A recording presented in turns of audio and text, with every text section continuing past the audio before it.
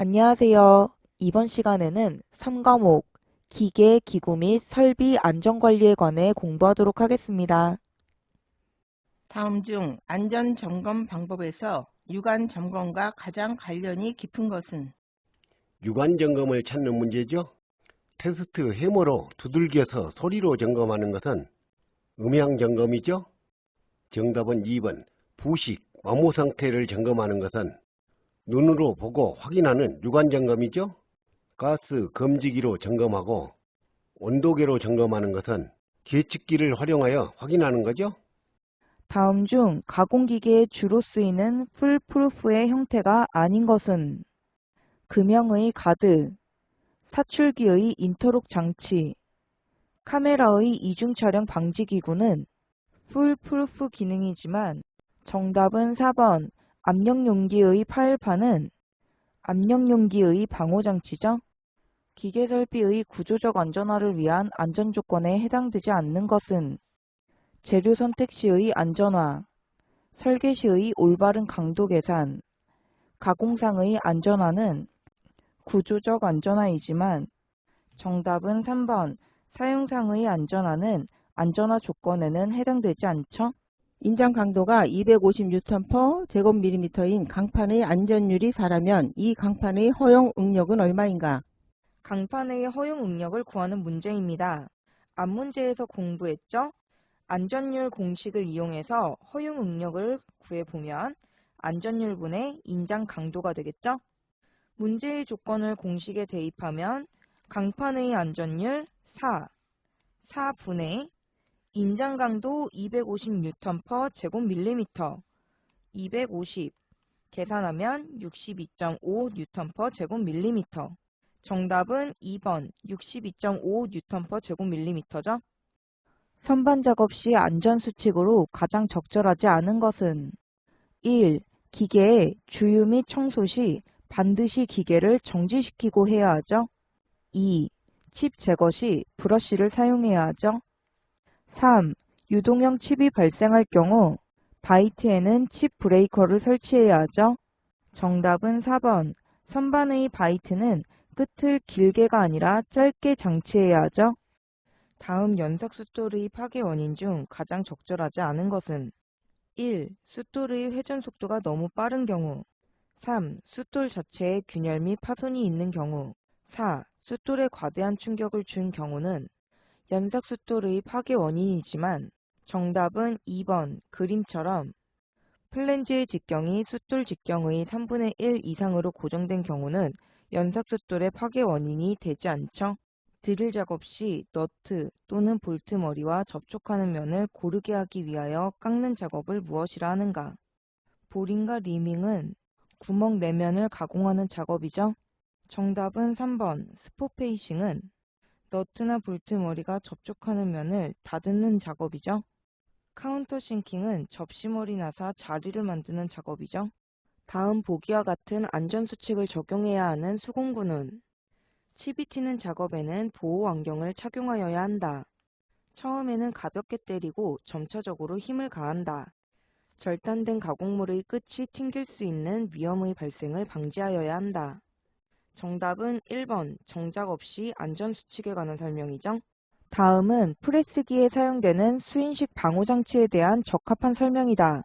기억 니은에 들어갈 내용으로 알맞은 것은 수인식 방호장치는 일반적으로 행정수가 120 SPM 이하이고 행정 길이는 40mm 이상의 프레스에 사용이 가능한데 이러한 제한은 행정수의 경우 손이 충격적으로 끌리는 것을 방지하기 위해서이며 행정 길이는 손이 안전한 위치까지 충분히 끌리도록 하기 위해서이죠.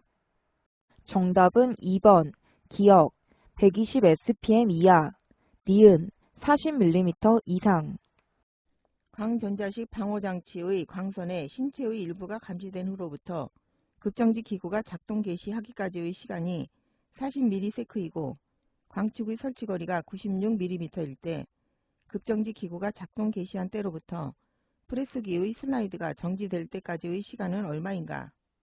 프레스기의 슬라이드가 정지될 때까지의 시간을 구하는 문제입니다. 안전거리 D는 1.6 곱하기 TM이고 Tm은 T1과 T2의 합으로 구성되어 있죠. T1과 T2의 합은 1.6분의 D. 따라서 구하고자 하는 T2는 1.6분의 D-T1. 문제의 조건을 공식에 대입하면 1.6분의 광축의 설치거리 96mm, 96 마이너스 광선의 신체의 일부가 감지된 후부터 극정지 기구가 작동 개시하기까지의 시간 40ms, 40 계산하면 20ms. 정답은 2번 20ms죠? 롤러의 급정지를 위한 방호장치를 설치하고자 한다. 앞면 롤러 직경이 36cm이고 분당 회전 속도가 50rpm이라면 급정지 거리는 약 얼마 이내여야 하는가? 단, 무브와 동작에 해당한다. 급정지 거리를 구하는 문제입니다. 문제의 조건에 표면 속도가 주어지지 않았으므로 표면 속도를 먼저 구해보면 표면 속도는 1000분의 파이 dn. 문제의 조건을 공식에 대입하면 1000분의 파이 곱하기 롤러의 직경이 36cm인데 공식에서는 밀리미터 단위이므로 360 곱하기 분당 회전 속도 50rpm, 50 계산하면 56.52m/min. 56.52는 30m/min보다 더 크죠? 따라서 표면 속도가 30m/min 이상일 때는 급정지 거리 공식이 2.5분의 파이 곱하기 d 곱하기 1이죠? 문제의 조건을 한 번 더 대입하면 2.5분의 파이 곱하기 롤러의 직경 36cm인데 밀리미터 단위이므로 360 곱하기 1 계산하면 452.39mm. 문제의 지문에서는 cm 단위로 구해야 하므로 바꿔 써보면 45.239cm. 정답은 1번 약 45cm죠. 아세틸렌 용접장치에서 사용하는 발생기 실의 구조에 대한 요구사항으로 틀린 것은 1. 벽의 재료는 불연성 재료로 사용해야 하죠. 정답은 2번. 천장과 지붕은 얇은 철판이나 가벼운 불연성 재료를 사용해야 하죠. 3. 출입구의 문은 두께 1.5mm 이상의 철판 또는 이와 동등 이상의 강도를 가진 구조로 해야 하죠. 4. 바닥 면적의 16분의 1 이상의 단면적을 가진 배기통을 옥상으로 돌출시켜야 하죠. 다음 중 유체의 흐름에 있어 수격작용과 가장 관계가 적은 것은 밸브의 개폐, 압력파, 관내의 유동은 수격작용과 관계가 있지만 정답은 1번 과열은 수격작용과는 관련이 없죠. 압력용기 등에 설치하는 안전밸브에 관련한 설명으로 옳지 않은 것은 1. 안찌름이 150mm를 초과하는 압력용기에 대해서는 과압에 따른 폭발을 방지하기 위하여 규정에 맞는 안전밸브를 설치해야 하죠. 정답은 2번. 급성 독성 물질이 지속적으로 외부에 유출될 수 있는 화학설비 및 그 부속설비에는 파열판과 안전밸브를 병렬이 아니라 직렬로 설치해야 하죠. 3. 안전밸브는 보호하려는 설비의 최고 사용 압력 이하에서 작동되도록 해야 하죠. 이 경우는 안전밸브를 한 개 설치하는 경우죠. 4.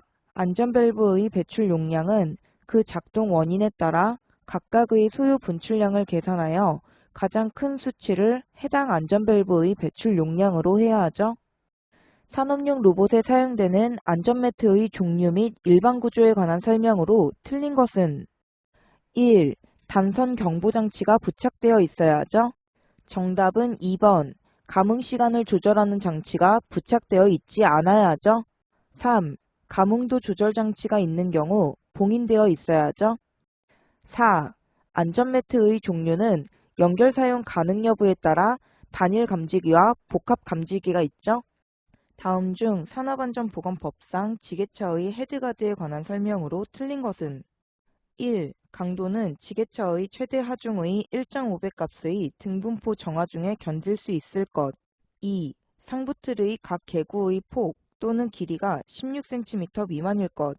3. 운전자가 앉아서 조작하는 방식의 지게차의 경우에는 운전자의 좌석 윗면에서 헤드가드의 상부틀 아랫면까지의 높이가 1m 이상일 것.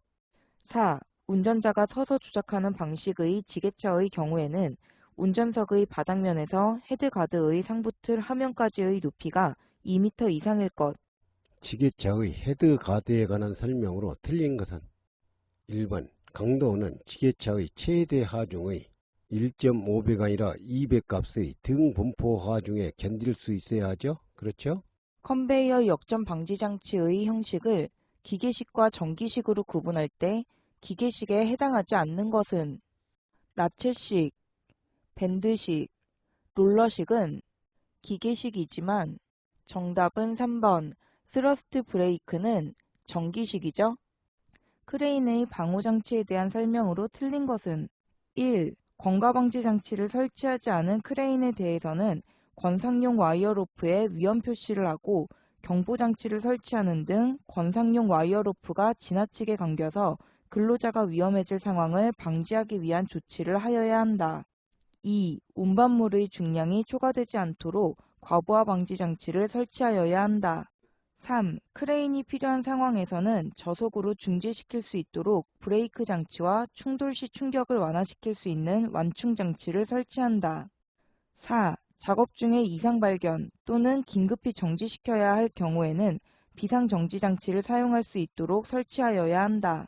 크레인의 방호장치에 대한 설명으로 틀린 것은 3번 크레인의 브레이크 장치는 정격 속도에서 정지시킬 수 있어야 하죠. 그렇죠? 와이어 로프의 꼬임에 관한 설명으로 틀린 것은 1. 보통 꼬임에는 S꼬임이나 Z꼬임이 있다. 2. 보통 꼬임은 스트랜드의 꼬임 방향과 로프의 꼬임 방향이 반대로 된 것을 말한다. 3. 랭 꼬임은 로프의 끝이 자유로이 회전하는 경우나 킹크가 생기기 쉬운 곳에 적당하다. 4. 랭 꼬임은 보통 꼬임에 비하여 마모에 대한 저항성이 우수하다. 와이어 로프의 꼬임에 관한 설명으로 틀린 것은 3번 킹크가 생기기 쉬운 곳에 적당한 것은 랭 꼬임이 아니라 보통 꼬임이죠. 그렇죠? 자분 탐사 검사에서 사용하는 자화 방법이 아닌 것은 자분 탐사 검사에서 자화 방법이 아닌 것을 찾는 문제죠. 축 통전법, 전류 관통법, 간극법과 정답은 4번 임피던스법이 아니라 직각 관통법, 코일법 등이 자분 탐사 검사의 자화 방법이죠. 그렇죠? 이것으로 강의를 마치겠습니다. 감사합니다.